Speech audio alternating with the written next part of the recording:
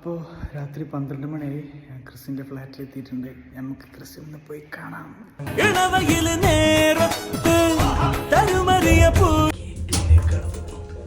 K2ലേക്കാണ് പോണത്.